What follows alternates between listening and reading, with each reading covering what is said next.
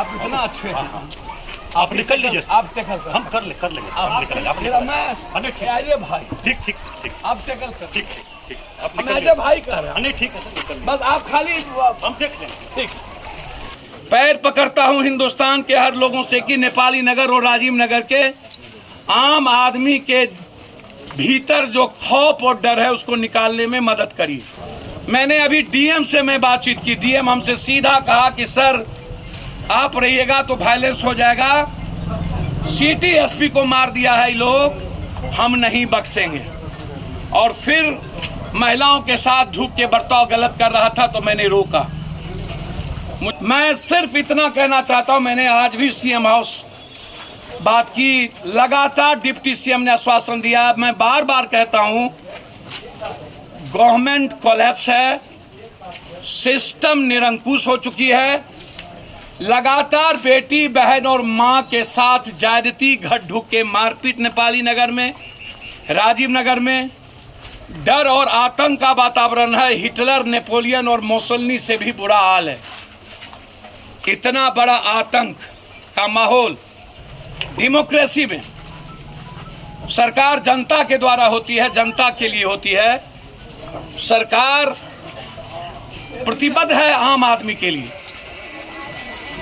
सरकार को इतने बड़े शहर में इतनी बड़ी परिवार के लिए कोई रास्ता निकालने की जरूरत थी, लेकिन आज सुबह से किसी के घर में बिजली नहीं है, किसी ने लैट्रिन नहीं गया, किसी के यहाँ खाना नहीं बनी। इससे बुरा हाल कुछ हो नहीं सकता। मैं हाथ जोड़कर भीख मांगता हूं सरकार से, पैर पकड़ता हूं हिंदुस्तान के हर लोगों से कि नेपाली नगर और राजीव नगर के आम आदमी के भीतर जो खौफ और डर है उसको निकालने में मदद करिए।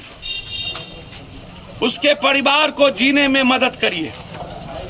मैंने अभी डीएम से मैं बातचीत की। डीएम हमसे सीधा कहा कि सर आप रहिएगा तो वायलेंस हो जाएगा।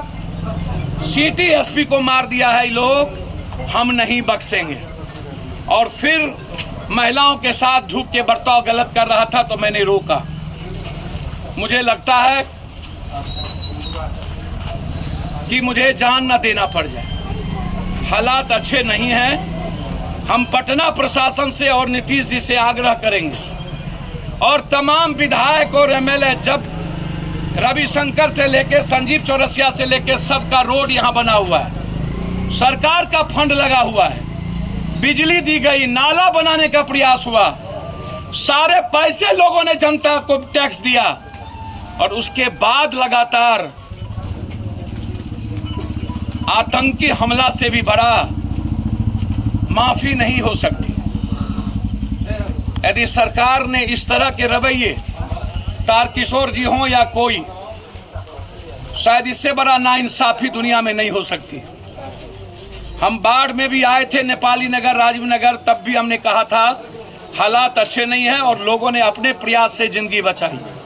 और फिर आज मौत का मंजर है। सारी बच्चियां और बच्चे, मासूम बच्चे और मां आतंक के माहौल में है, मरने की तैयारी में बुजुर्ग हैं। मेरा इसमें दो सवाल ये है, लगातार राजीव नगर, नेपाली नगर, आखिर एक तो दुनिया का सबसे प्रदूषित शहर, एक तो दुनिया का सबसे ज्यादा बिना किसी नक्शे के, बिना किसी चीजों के पटना शहर को सरकार ने लगातार 20 सालों से, 40 सालों से, 50 सालों से बिना किसी रोड मैप के, जिसके चलते बाढ़ भी आई, पटना बर्बाद भी हुआ। लेकिन जब राजीव नगर और नेपाली नगर के पब्लिक जिस वक्त जमीन ले रहे थे या जो जमीन बेच रहा था, जब उस वक्त थाना थी, सीओ था, रजिस्ट्री ऑफिस हुई, पैसा दिया, गवर्नमेंट को पैसा दिया, उस वक्त गवर्नमेंट ने मना क्यों नहीं किया? रजिस्ट्री तो हम सरकार के यहां जाकर के किए, हमने रजिस्ट्री पैसा दी।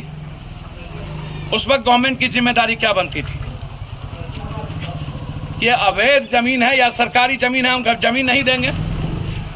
तब रजिस्ट्री से लेकर के गवर्नमेंट और नेताओं के दलालों ने थाना से मिलकर, सीओ, एडीएम से मिलकर के पब्लिक के साथ धोखा किया।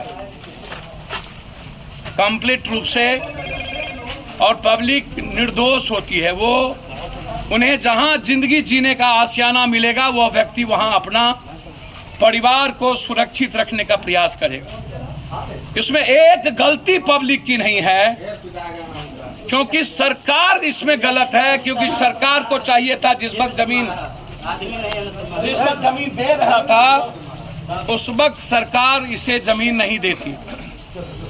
लगातार हाई कोर्ट को भी सरकार से बात करनी चाहिए थी। पब्लिक ने अपना तिल तिल जिंदगी बना दिया, अब किसी के पास कुछ नहीं बचा।